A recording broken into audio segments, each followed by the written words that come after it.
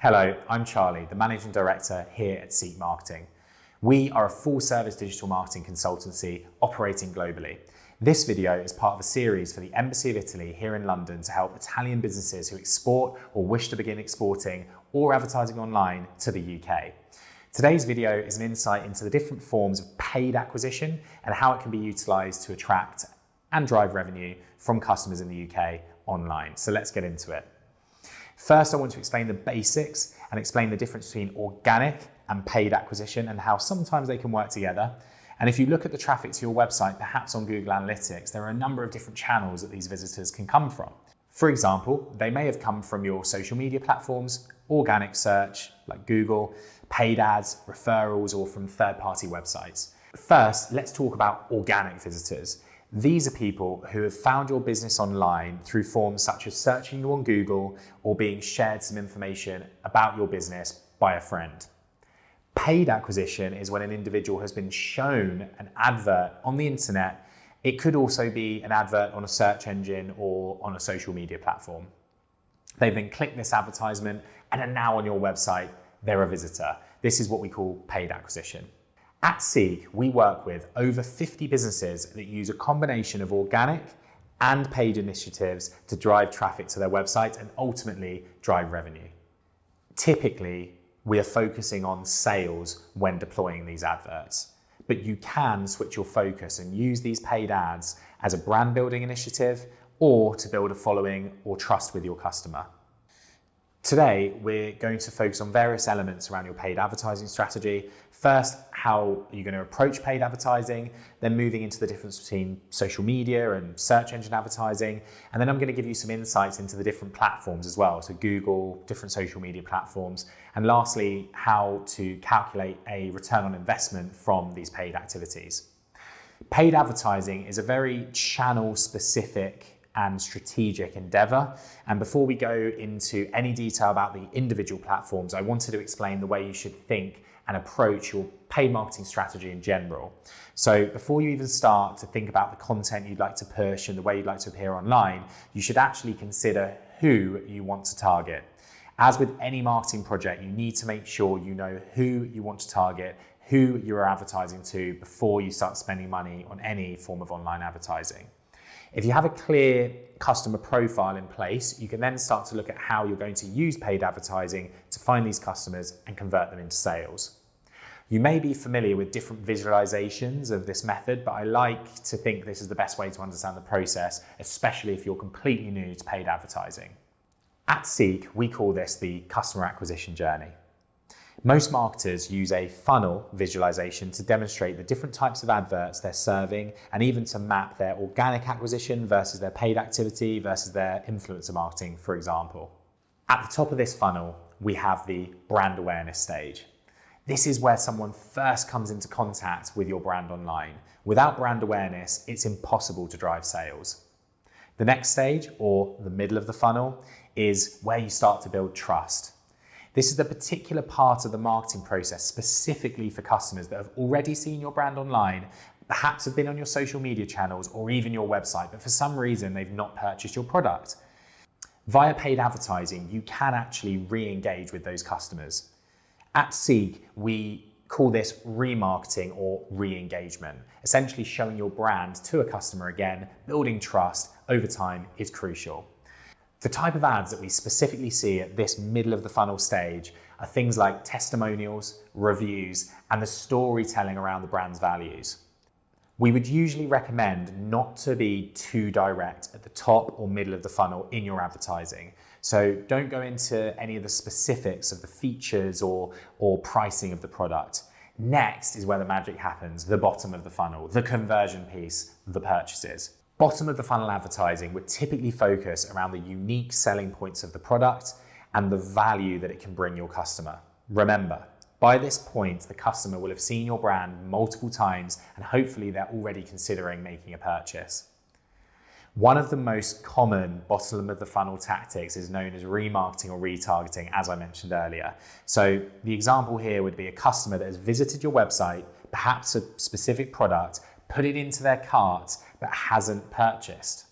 With the correct tracking in place, you can have the ability to show that exact product that they viewed on the customer's social media feed that very next day. Across our client base, we have found that customers are over 70% more likely to purchase at the remarketing stage compared to other stages of the funnel. So that bottom of the funnel element is really, really crucial. Paid advertising can have quite a lot of technical elements such as tracking and ROI attribution. So if you're planning on investing heavily into paid advertising or you're already making that investment, I would really recommend engaging an expert to execute those campaigns on your behalf. Let's chat about some of the different forms of paid targeting available to you because, like I said, it can be quite complex. There's a very big difference between targeting people on search engines like Google or on social media platforms like Instagram. Google has customers that are actively looking for your product or service. It's crucial to know the difference between advertising on Google, which is typically known as pay-per-click, and advertising on social media. One is what we call internally at the agency market taking. The other is market making. Essentially on Google, people are actually searching for the product that you sell. So you can sponsor that exact product, that exact keyword. On social media, it's slightly different. You're market making. So you're essentially creating the demand for that product. You're interrupting someone's day with something they may or may not want. So your targeting and your creative is crucial on social media. On Google, you do have various different types of ad formats. The most common type of ads are what we call search ads. So what you see at the top of search results, and they're usually text and maybe a small image. Another very popular growing form of advertising is Google Shopping. So that shows you the picture of the product and the price. Another very common type of Google advertising is display advertising. So these are ads that appear on Google's partner websites. Instead of being text ads, they typically have photo, video with a small piece of text. Within that display network, you can also advertise on the YouTube network because it's also owned by Google. Google is not the only search engine, but it certainly has the majority of the search traffic here in the UK. However, outside of search, as we've mentioned before, social media platforms are a great thing to consider when advertising online. There are multiple social media platforms you can choose from. I definitely recommend looking at the Meta network, Pinterest that we've mentioned, and potentially on YouTube via Google Display. Social media ads offer advanced targeting options, so you can target potential customers with a high level of accuracy, which is why companies love using social media to reach new, valuable customers. For example, if you run a campaign on the Facebook network, you can target people based on location, age, interests, and even their online behavior. These social media platforms do have really different benefits, and specifically with Facebook and Instagram, they're part of the same database, and it's very much led by customers' previous activity on the platform. As a business, you're going to be looking to target people who you think are going to be likely to interact with your brand based on their previous behavior. And that's essentially what the Meta network, Facebook and Instagram does offer. Another great thing about paid advertising on social media is that it's a great way to visually display your products. So I'd recommend being active both on platforms organically and on paid if you are considering investing in paid activity, because it's going to drive people organically to the page. They might follow you and continue to interact with the brand outside of the ads.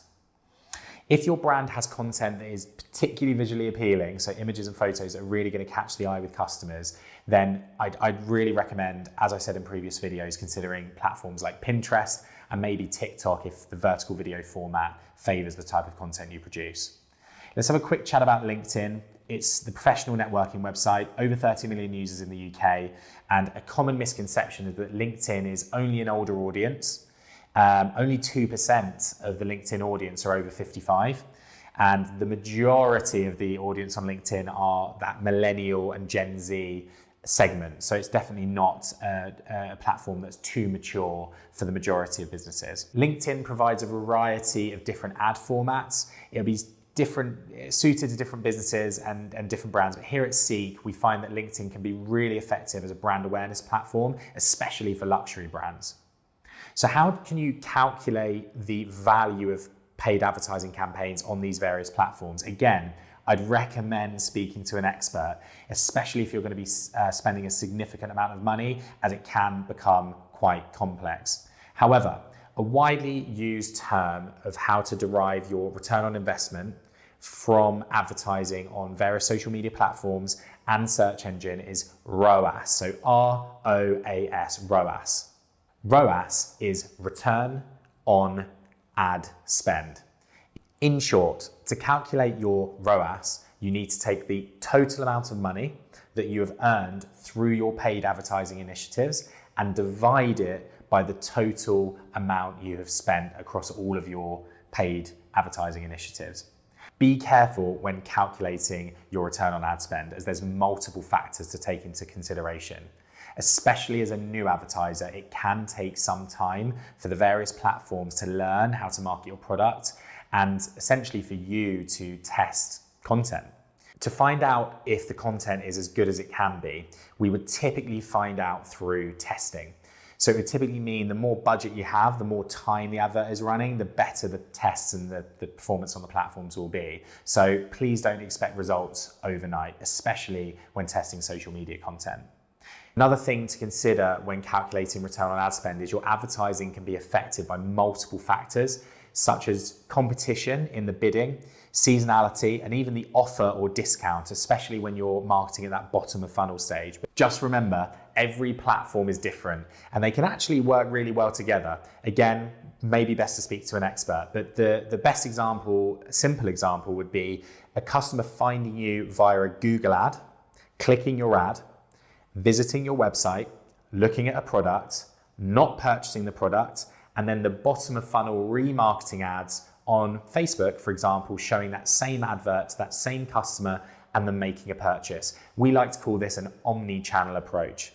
I hope that's given you a quick insight into the various forms of paid advertising available and how they can work together. But my recommendation would be to set up an ad account and actually speak to the help function within the platforms initially. And if you're just starting out with paid advertising, I would recommend to start with Google. The risk is slightly less and the customer service is really good. You can call Google's customer service team if you have a problem, and they typically assign you with a dedicated contact to help you improve your ads over time.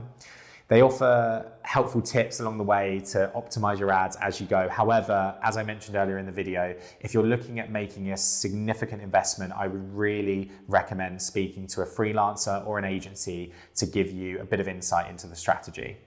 In the next video, I'll be talking about content and influencer marketing and how you can use it to generate top of funnel traffic that we were discussing earlier, and I'll see you there.